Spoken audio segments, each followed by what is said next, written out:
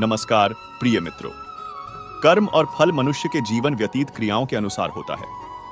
हमारा पूर्व जन्म कब कहाँ कैसे था, शायद ही किसी को पता हो, क्योंकि जब इंसान जन्म लेता है तो वह एक शिशु के रूप में होता है, और जब वह बड़ा होता है तो संसार के माया जाल में फंस जाता है।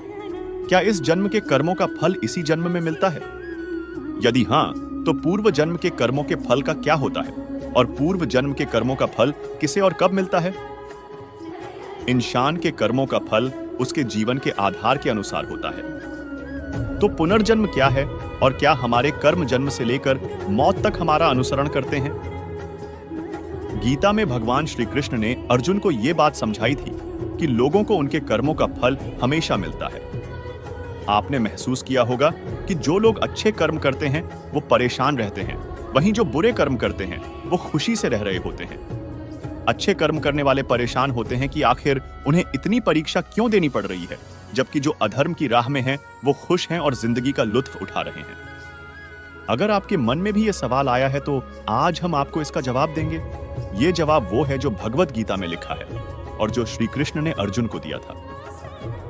भगवत गीता में वर्णित कथा के अनुसार जब भी अर्जुन के मन में कोई दुविधा होती थी तो वो श्री कृष्ण के पास पहुंच जाते थे। एक बार की बात है, अर्जुन ने भगवान श्री कृष्ण से आकर कहा कि वो दुविधा में हैं और इसका जवाब वो श्री कृष्ण से चाहते हैं। श्री कृष्ण ने पूछा कि क्या सवाल है?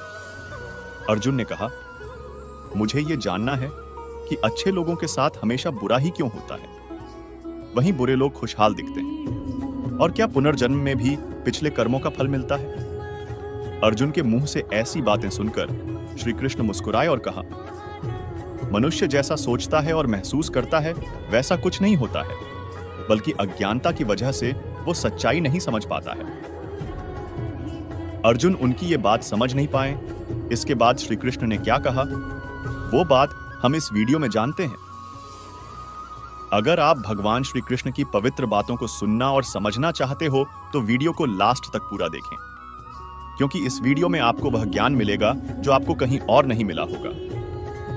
श्री कृष्ण ने अर्जुन से कहा, पार्थ, मैं तुम्हें एक कथा सुनाता हूं। उसे सुनकर तुम समझ जाओगे कि हर प्राणी को उसके कर्म के हिसाब से ही फल मिलता है। प्रकृति हर किसी को अपनी राह चुनने का मौका देती है। अब वो मनुष्य की इच्छा पर निर्भर करता है कि उसे धर्म की राह चुननी है या अधर्म की। कथा शुरू करते हुए श्री कृष्ण ने कहा, एक नगर में दो पुरुष रहा करते थे। एक पुरुष व्यापारी था जिसके जीवन में धर्म की बहुत महत्ता थी। वो पूजा पाठ में यकीन रखता था। वो हर रोज मंदिर जाता था और दान धर्म भी करता था और हर रोज भगवान की पूजा करता था। वहीं दूसरा पुरुष बिल्कुल विपरीत था। वो हर रोज मंदिर तो जाता था, लेकिन पूजा करने नहीं, बल्कि मंदिर के बाहर से जूते चप्पल चुराने। उसे दान और धर्म से कोई लेना देना नहीं था और उसे भगवान पर विश्वास नहीं था।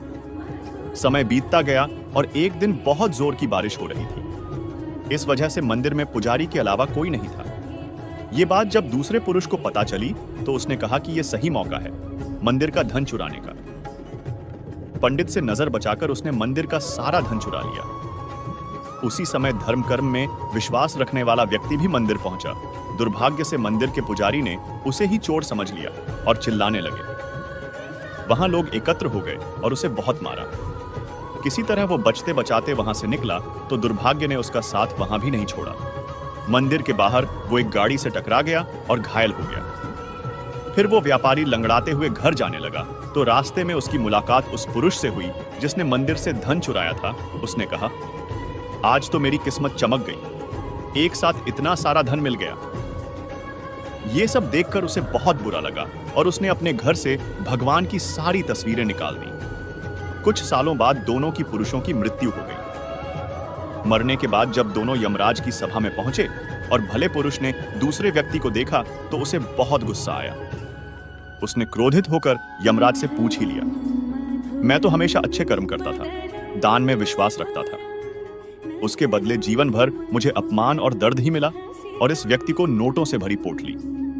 आखिर ऐसा भेदभाव क्यों? इस पर यमराज ने कहा, पुत्र, तुम गलत समझ रहे हो। जिस दिन तुम्हारी गाड़ी से टक्कर हुई थी वो दिन तुम्हारे जीवन का आखिरी दिन था, परंतु तुम्हारे अच्छे कर्मों की वजह से तुम्हारी मौत सिर्फ एक छोटी से चोट में बदल गई। तुम इस दुष्ट व्यक्ति के बारे में जानना चाहते हो। दरअसल इसके भाग्य में राजयोग था, मगर इसके कुकर्मों और अधर्म की वजह से वो सिर्फ एक छोटी सी धन की पोटली में बदल गया। कथा सुनाने के बाद श्री कृष्ण अर्जुन से कहते हैं, पार्थ, क्या अब तुम्हें तुम्हारे सवाल का जवाब मिल गया? ऐसा सोचना कि भगवान तुम्हारे कर्मों को नजरअंदाज कर रहे हैं, यह बिल्कुल भी सत्य नहीं है। भगवान हमें कब क्या किस रूप में दे रहा है मनुष्य को समझ में नहीं आता है। मगर आप अच्छे कर्म करते रहें तो भगवान की कृपा हमेशा बनी रहती है। इसलिए अपने अच्छे कर्मों को बदलना नहीं चाहिए, क्योंकि उसका फल हमें इसी जीवन में मिलता है। इसलिए मनुष्य का फर्ज है कि वो हमेशा अच्छे कर्म करते रहें, क्योंकि श्री कृष्ण ने गीता में भी बताया है कि किसी के द्वारा किया गया कर्म बेकार नहीं जाता है, चाहे वो अच्छा हो या बुरा। बहुत से लोग नास्तिक होते हैं, लेकिन फिर उनके साथ ऐसा कुछ होता है कि वे भगवान में विश्वास करने लग जाते हैं। दोस्तों, एक बार की बात है, एक बार भोला नाम का एक आदमी था। भोला शहर की एक छोटी सी गली में रहता था। वह मेडिकल की दुकान चलाता था। सारी दवाइयों की उसे अच्छी जानकारी थी। पूरी दुकान खुद संभालता था, इसलिए कौन सी दवा कहां रखी है उसे अच्छी तरह पता था। वो पूरी ईमानदारी से अपना काम करता था। ग्राहकों को सही दवा सही दाम पर देता था। सब कुछ अच्छा होने के बाद भी भोला नास्तिक था। भगवान में उसका जरा भी विश्वास नहीं था। वह पूरा दिन दुकान पर काम करता और शाम को परिवार तथा दोस्तों के साथ समय गुजारता था। उसे ताश खेलने का शौक था। जब भी टाइम मिलता दोस्तों के साथ ताश खेलने बैठ जाता था। एक दिन वह दुकान पर था, तभी कुछ दोस्त आए।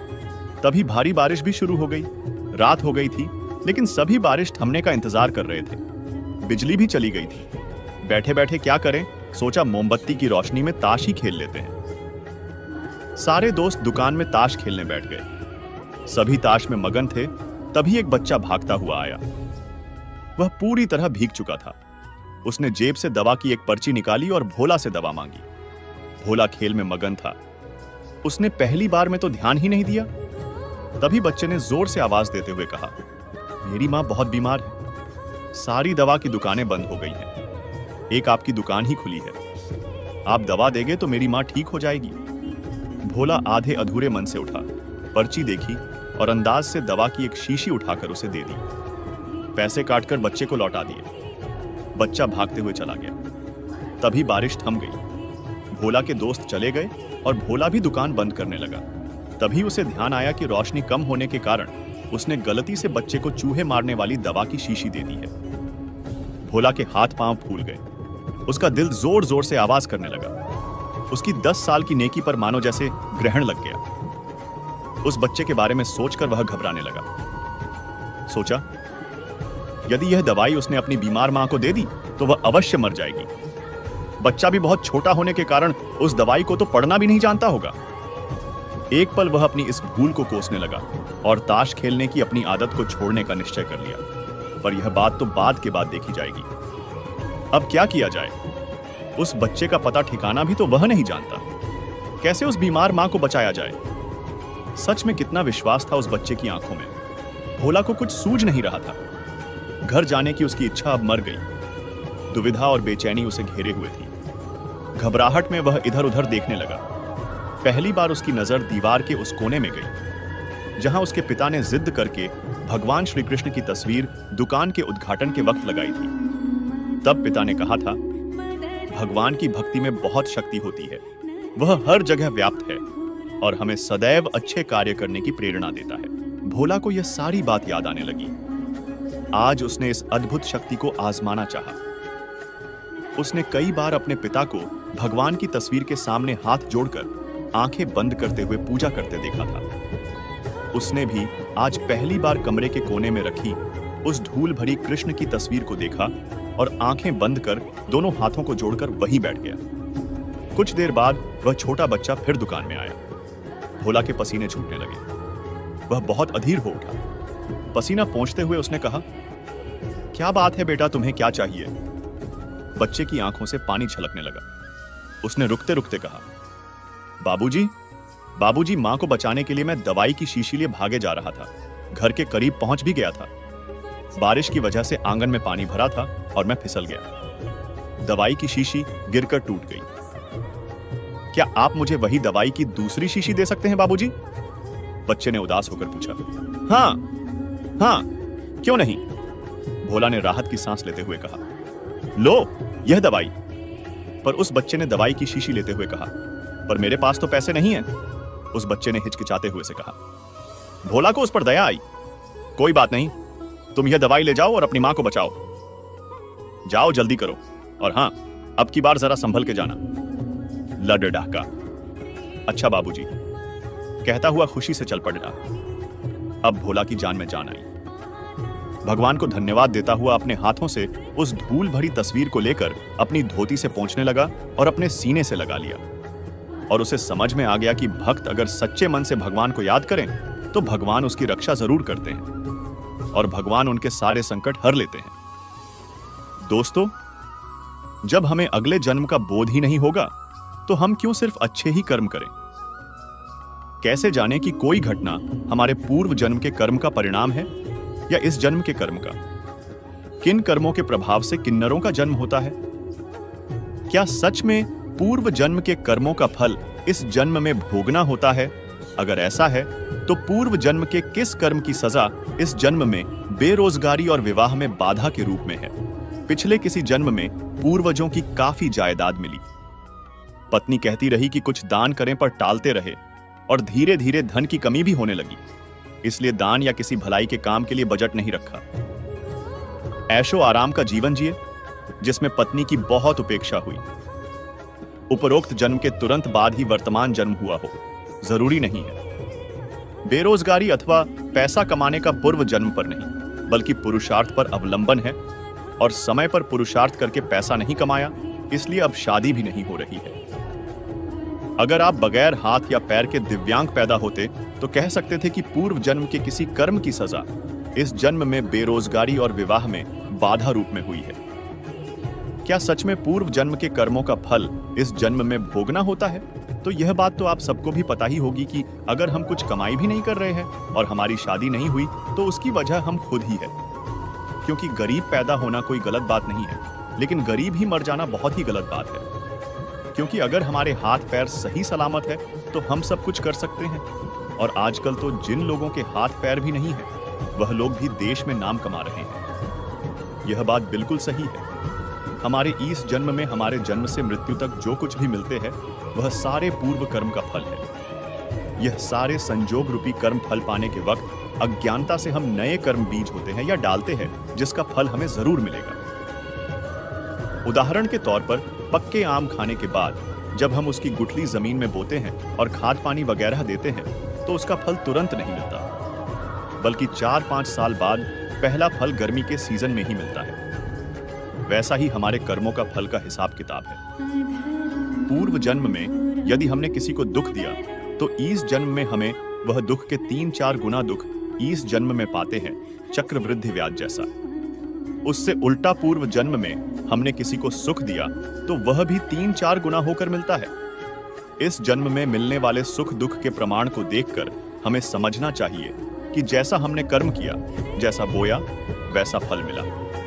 तो हमें सारा जगत या जो भी मनुष्य हमें मिलता है वह निर्दोष ही दिखेगा और हमें निरंतर बहुत शांति रहेगी। निज दोष से सारा जगत निर्दोष दिखेगा। अब दोस्तों, आपके दिमाग में यह सवाल आया होगा कि क्या कर्म के आधार पर दूसरा जन्म निश्चित होता है? क्या ईश्वर इतना कमजोर और असहाय है कि इस जन्म के कर्मों का फल अगले जन्म में देता है? क्या यह सत्य है कि मनुष्य के कर्मों की सजा उसके पिछले जन्मों के कर्मों के अनुसार ही मिलती है? ये निष्काम कर्म की बात क्या है? ऐसा क्यों कहा जाता है कि संसार कर्म प्रधान है? क्या यह सच है पूर्व जन्म के कर्मों का फल इस जन्म में भी मिलता है?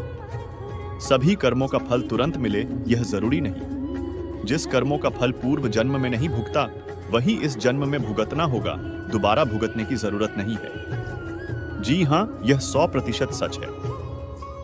क्या इंसान अपने इस जन्म में जो भी है वो अपने पिछले कर्मों की वजह से है, या फिर इस जन्म के कर्मों की सजा या इनाम इसी जन्म में मिल जाता है? पिछले जन्मों के संचित कर्मों से यह जन्म मिला है, लेकिन कुछ भी बनने के लिए इस जन्म के कर्मों का होना भी अत्यंत आवश्यक है। बिना कर्म किए कुछ नहीं होता है। संचित पूर्व जन्मों के और क्रियमाण वर्तमान जीवन के। दोनों प्रकार के कर्मों का फल हमारा जीवन है। अब क्या पिछले जन्म के कर्मों को टाला जा सकता है? बिल्कुल। तलवार की चोट सुई की चोट बनकर आएगी जीवन में। कर्म फल प्रारब्ध बनकर कई जीवन में पीछा करते हैं। जैसे भूखा बछड़ा भूख लगने पर मां को तलाश ही लेगा, दूध पीने को उसी प्रकार। लेकिन जब हम सद्गुरु की शरण में जाते हैं या अपना जीवन इष्ट भक्ति या मानव सेवा में लगाते हैं, तब प्रारब्ध बड़ा पत्थर बनकर हमारे ऊपर गिरकर जो चोट देने वाला था, जिसको शायद हम सह नहीं पाते, वह पत्थर छोटे छोटे टुकड़े बनकर जीवन में गिरेंगे, जिसे हम आसानी से सहन कर प्रारब्ध खत्म कर लेंगे। जीवन में कई उदाहरण मैं देख चुका हूं, खुद पर और अन्य पर। प्रारब्ध को टालने के लिए कई गुना धर्म, अच्छे कर्म, सद्गुरु शरण, इष्ट भक्ति का मार्ग लेना पड़ेगा।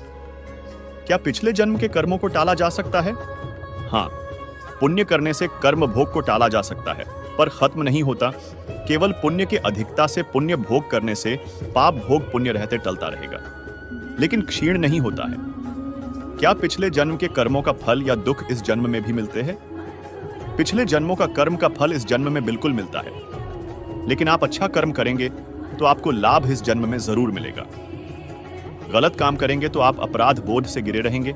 न केवल पिछले एक ही जन्म का, अपितु जब तक किसी कर्म का भुगतान नहीं होता है, तब तक पिछले अनेक जन्मों के कर्म भी संचित रह सकते हैं। यह ईश्वरीय व्यवस्था है, इसे पूर्णतया कोई नहीं जान सकता है। जब हमारा जन्म ही पिछले जन्म के कर्मों के आधार पर होता है, तो पिछले जन्म के कर्मों के भोग पर संदेह क्यों? और जिसे हम सब भाग्य कहते हैं, वह भी तो कर्म फल ही है। पूर्वकृत कर्म जो कि पिछले जन्मों में जीव ने किए हैं, उन्हीं से उसके संस्कारों का निर्माण होता है। ये संस्कार सूक्ष्म शरीर के अंतःकरण के चित्त की स्मृति में संचित होते रहते हैं। इन्हीं संस्कारों का कुछ चुना हुआ भाग वर्तमान के जीवन में भोगने हेतु चुना जाता है। इस चुने हुए संस्कार के भाग को प्रारब्ध कहते हैं। यदि प्रारब्ध में अच्छे कर्मों से बने संस्कार चयनित हैं, तो जीव को वर्तमान में अच्छे भोग भोगने को प्राप्त होंगे। इसी प्रकार मिश्रित व बुरे प्रारब्ध को भी समझा जाए। यद्यपि प्रारब्ध भोगने में किसी प्रकार की स्वतंत्रता जीव की नहीं है, क्योंकि ईश्वर कर्म फल भोग का नियंता है। जैसे कर्म वैसा भोग, पर जीव कर्म करने हेतु स्वतंत्र है। कर्म करने में कोई परतंत्रता ईश्वर ने जीव पर नहीं थोपी है। जीव चाहे अच्छे कर्म करे या बुरे, वही उसका फल भोग करेगा। यदि किसी का प्रारब्ध उत्तम है, तो उस जीव के भोग उत्तम दिखेंगे। यदि वह गलत कर्म भी कर रहा है, तो जब तक उत्तम भोग समाप्त न हो जाएगा, वह उत्तम फल भोगता हुआ दिखेगा। पर अभी तो वह बुरे कर्म खूब कर रहा है। जैसे ही उस जीव का उत्तम भोग समाप्त हो जाएगा, उसके बुरे कर्मों का फल भोग प्रारंभ हो जाएगा। इसलिए जो पूर्वकृत कर्म है, वो वर्तमान का भाग्य है, और जो अभी वर्तमान के कर्म हैं, वो आगामी भाग्य बनाएंगे। जिस जन्म में कर्म करते हैं, यदि किसी कारणवश उसी जन्म में फल प्राप्त नहीं हुआ, तो आगे के किसी जन्म में उसका फल मिलता है। देवी भागवत में बताया गया है, अवश्यमेव भोक्तव्यं कृतं कर्म शुभाशुभम। और भविष्य पुराण कहता है, इह जन्म कृतं कर्म पर जन्मानि प्राप्यते। भीष्म पितामह तीर के शैया पर पड़े पड़े प्राण त्यागे, यह उनके 100 जन्म पहले का कर्म फल था। क्या पूर्व जन्म में किए हुए कर्मों का फल इस जन्म में भुगतना होता है? 2 साल की बच्ची के साथ यौन हिंसा होती है। अगर कोई कहे कि भगवान ने उसे पुराने जन्मों के पाप की सजा दी है, तो ऐसी बातों पर मैं यकीन नहीं करता। इतना क्रूर तो किसी भी देश का कानून नहीं जो किसी भी गलती की ऐसी पाशविक सजा दे। तो फिर वह भगवान जो सबका पालनहार है, दयावान है, वह ऐसा कैसे कर सकता है? जब हमें अपना पुराना जन्म याद नहीं, तो फिर पुराने जन्म के कर्मों का फल अगले जन्म में मिलने का औचित्य भी क्या है? कोई व्यक्ति इस जन्म में अंधाधुंध पाप किए जा रहा है और भगवान उसे पुराने जन्म के कर्मों की वजह से खुशियां दे, यह तो बहुत ही अजीब बात हुई। पिछले जन्म के कर्मों का फल इस जन्म में क्यों? उसी जन्म में क्यों नहीं हिसाब बराबर किया जाए? पिछले जन्म में जो था, वह व्यक्ति कोई और था। गीता में कहा गया है कि आत्मा पुराने वस्त्र छोड़कर नए वस्त्र धारण कर लेती है। इसलिए इस नए जन्म में नए वस्त्र रूपी शरीर वाला व्यक्ति भी कोई और है। किसी एक व्यक्ति के कर्मों का इनाम या सजा किसी दूसरे व्यक्ति को नहीं दिया जा सकता। यह अन्याय है। और 2 साल के बच्चों को सजा देना तो अत्यंत जाहिल है। तो आप कहेंगे कि फिर ऐसा होता क्यों है? कि कोई व्यक्ति पाप भी करे तब भी समृद्ध होता है और कोई व्यक्ति ईमानदार होते हुए भी यातनाएं सहता है? यही सवाल सभी समस्याओं का कारण है। इसी सवाल का जवाब देने के लिए पुराने जन्मों के कर्मों के फल वाला वाहियात स्पष्टीकरण दे दिया गया है। इस सवाल का जवाब दिया जाना अति आवश्यक था, क्योंकि यह बहुत ही खतरनाक सवाल है। ऐसा सवाल दिमाग में आ जाए तो व्यक्ति नास्तिक बन सकता है, अर्थात भगवान ने दुनिया बनाई तो सही, लेकिन अब दुनिया स्वयं चल रही है। या फिर वह खुद का ऐसा कोई जवाब मिल सकता है कि भगवान किसी स्कूल प्रिंसिपल की तरह स्कूल के मामलों में केवल कभी कभी दखल देता है। सबसे बड़ी बात यह है कि वह सोचने लगेगा। वह नहीं मानेगा कि सब कुछ भगवान करवा रहा है और जो होता है वह अच्छे के लिए होता है। जो होता है वह उसे अच्छे के लिए बनाने के लिए संघर्षशील हो जाएगा। कोई आदमी अपने हिंदू या मुस्लिम होने पर गर्व नहीं करेगा, क्योंकि जब उसने इसके लिए कुछ किया ही नहीं तो गर्व कैसा? इसलिए बताया जाता है कि यह पुराने जन्मों के कर्मों का फल है। व्यक्ति अगले जन्म में भी उसी धर्म में पैदा होने की इच्छा व्यक्त नहीं करेगा। वह जान जाएगा कि सभी धर्मों के लोग एक ही भगवान ने बनाए हैं। उसका हिंदू होना मात्र इसलिए है क्योंकि उस हिंदू परिवार में जो भी बच्चा पैदा होता तो वह हिंदू ही होता। इसके पीछे भगवान की कोई योजना नहीं है। हिंदू चाहे तो धर्म परिवर्तन करके मुस्लिम बन सकता है और मुस्लिम हिंदू बन सकता है। इससे भी ज्यादा रोचक तो यह है कि मुस्लिम होने पर भी वेद या गीता पढ़ने पर कोई पाबंदी नहीं है। हिंदू भी बिना धर्म परिवर्तन किए बिना पढ़ सकते हैं। एक मजदूर अपने ऊपर हो रहे अन्याय को अपना नसीब मानकर चुप रहने के बजाय उसके खिलाफ आवाज उठाएगा। वह जान जाएगा कि किसी के महंगे कपड़ों को सलाम ठोकने की कोई जरूरत नहीं। वह जान जाएगा कि भगवान उसके बच्चों के भूख से तिल मिलाने के लिए जिम्मेवार नहीं है। भगवान उसके बच्चों को मजदूर बनने के लिए मजबूर नहीं करता, बल्कि एक व्यवस्था है जो अमीर को अमीर और गरीब को गरीब बनाने पर तुली है। अगर हम अपने कर्मों का फल इसी जन्म में पाते हैं तो हम शायद ही कभी इनका कारण समझ पाएं कि भगवान कर्म की सजा इसी जन्म में क्यों नहीं देते।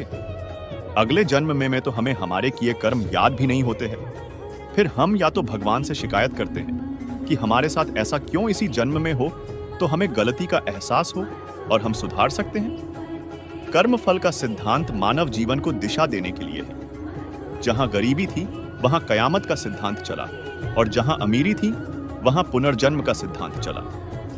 भारत में अमीर देश था तो यहाँ धन और शक्ति से संपन्न लोगों को बुरा कर्म करोगे तो अगले जन्म में भुगतोगे, यह डर दिखाया गया, जिससे संपन्नता के नशे में चूर व्यक्ति अधर्म करने से डरे। लेकिन जहाँ गरीबी थी वहाँ यह पुनर्जन्म का भय नहीं चलना था। काहे कि जब इसी जन्म में लाले पड़े हैं तो अगले जन्म की चिंता किसे होगी। तो फिर वहाँ कयामत का सिद्धांत चला कि जो भी है वो यही जीवन है।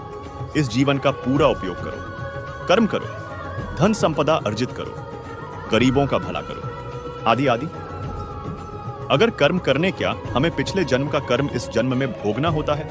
कर्म किसी भी जन्म का हो, अगर उदय में आना बाकी है तो आगे कभी भी किसी भी जन्म में आ सकता है। अभी तो इसी जन्म के मिल रहे हैं, तभी कहते हैं जैसा बोओगे वैसा ही काटोगे। तो हमें हमेशा अच्छे ही कर्म करने चाहिए और बुरे कर्मों से बचना चाहिए। तो दोस्तों, कैसा लगा आपको मेरा यह वीडियो? कमेंट, लाइक, शेयर जरूर करें और ऐसे ही वीडियो और पाने के लिए चैनल को सब्सक्राइब करें।